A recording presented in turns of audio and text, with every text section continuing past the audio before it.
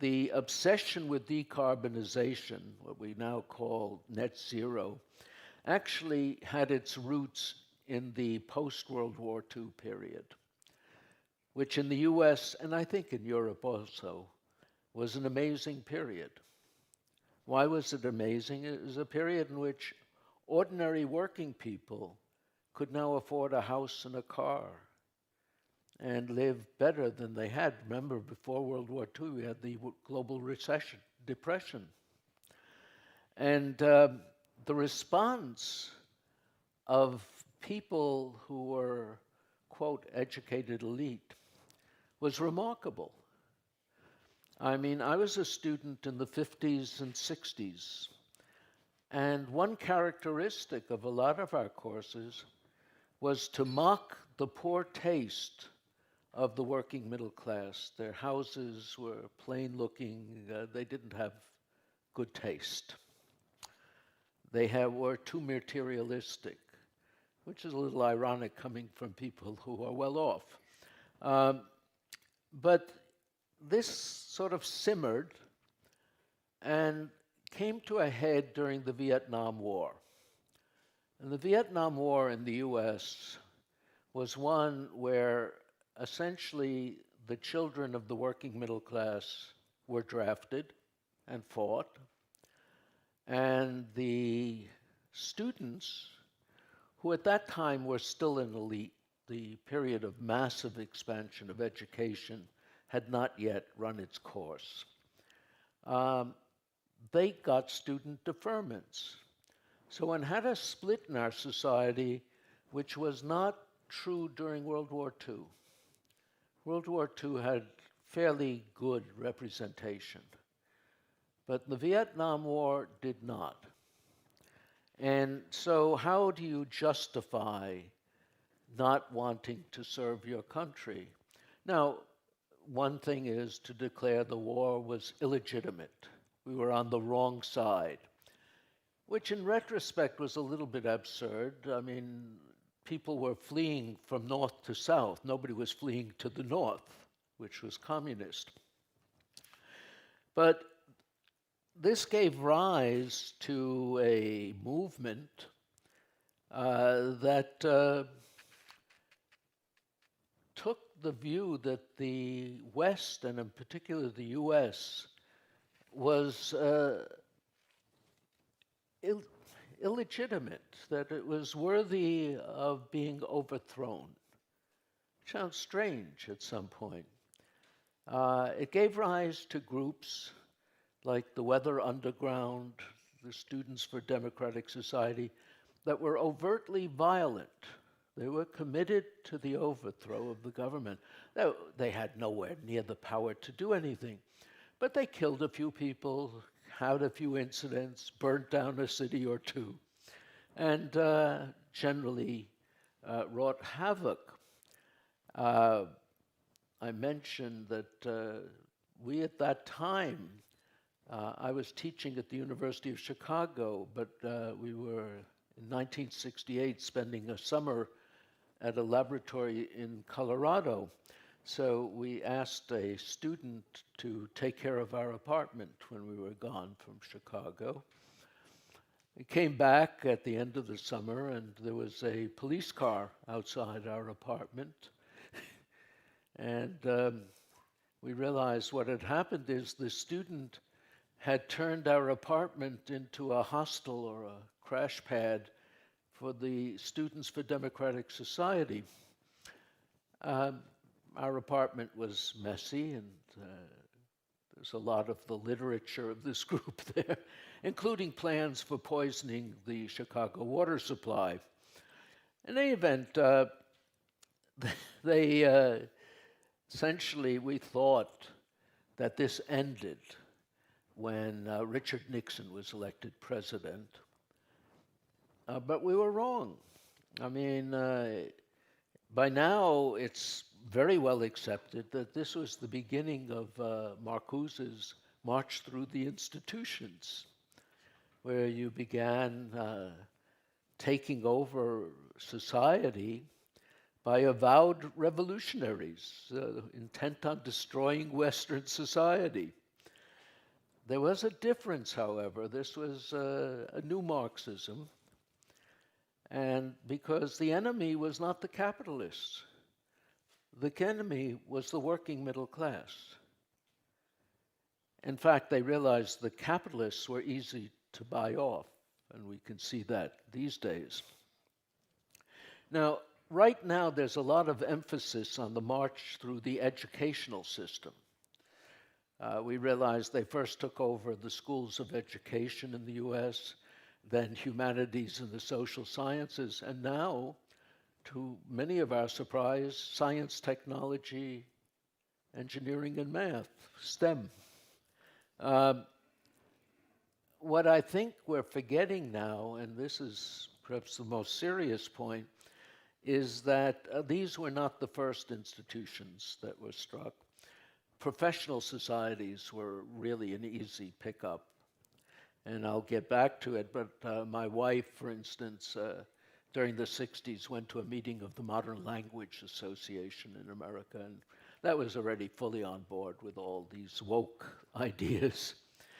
At any rate, despite the focus on education, where diversity, equity, and inclusion is a movement that is somehow swept through our educational institutions and corporate America, where you emphasize racial differences and encourage conflict. But that was not the only goal. And I think it would be a big mistake to ignore the fact that revolutionary movements typically want to control the means of production. And the vehicle for this was the capture of the environmental movement, which has been mentioned. Now, prior to 1970, the environmental movement, in America at least, was concerned with, species survival, landscape preservation, clean air, clean water, and so on. Things that one normally would think of as in terms of environment. But a change occurred with the first Earth Day in 1970. And there, the focus turned to the energy sector. Of course, it's fundamental to all production, so that's a good leverage point. And relatedly, it involves trillions of dollars, which saving the whales does not. And that will turn out to be a fundamental feature. The new focus was accompanied by the creation of new environmental groups. In addition to capturing the old ones, there were things like Environmental Defense, now Environmental Defense Fund. I don't know why they changed the name. The Natural Resources Defense Council. It was also accompanied by new governmental organizations in the US. The Environmental Protection Agency was created by Nixon. You also had the Department of Transportation as a new thing. In any case, you also had the professional societies again. In my field, the American Meteorological Society, the American Geophysical Union, and even the honorific societies like the National Academy, the American Academy of Arts and Sciences, and so on. In the UK, the Royal Society was an easy takeover. When you began this issue of focusing on the energy, I would suggest there was a little bit of floundering around. People didn't quite know what to do. So you started with the fact that this metric, which is nonsense, of global mean energy change, was cooling from 1930s to this time in the 70s. And so you had the global cooling concern. The idea there was sulfate aerosols from burning coal were reflecting light and cooling the atmosphere, cooling the earth. And the cooling, how much? Okay. The cooling would end in the 70s. They tried to use the same thing to argue that acid rain was being caused by this, and you had the forest die off, and that also failed. and then when turned in the 70s to CO2. And CO2 was, element of the greenhouse effect, but controlling it was an obvious temptation for any control freak. I mean, after all, any burning of a fossil fuel, when you do it as cleanly as possible, will be left with CO2. Your breathing produces CO2. Your mouth has 40,000 parts per million instead of 400. So, you'd like to control that if you're a politician. I mean, that's controlling everything. The trouble was that doubling carbon dioxide would only give you about a degree because, water vapor and clouds were more important. And then came the rescue. Somebody discovered that if you used a one-dimensional model that was unrealistic and made an unrealistic assumption that relative humidity remained constant, water vapor would increase as CO2 warmed, doubling the effect of CO2 alone. So that would bring you to maybe 2 degrees. And soon it became what I call the stock and trade of all models, to find positive feedbacks that would amplify the effect of CO2, and you got it to 3 degrees and sometimes 4, although they're generally reckoned as unrealistic. And okay, so you now had that. This violated something called the Chatelier's principle, which always said that natural systems that are long-lasting would tend to oppose change.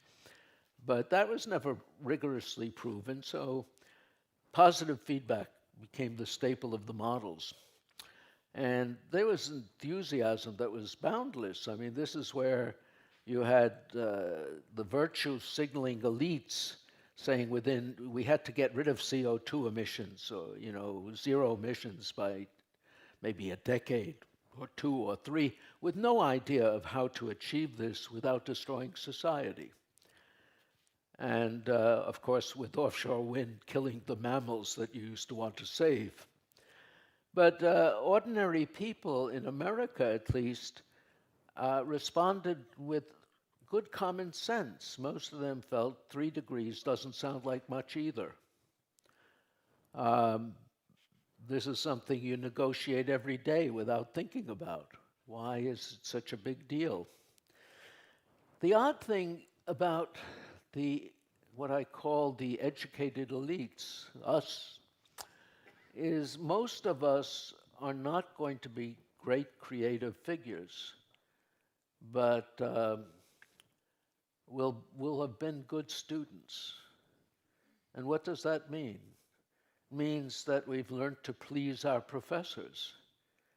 And that has enabled us to develop a skill which is dangerous. We are able to rationalize anything, no matter how stupid.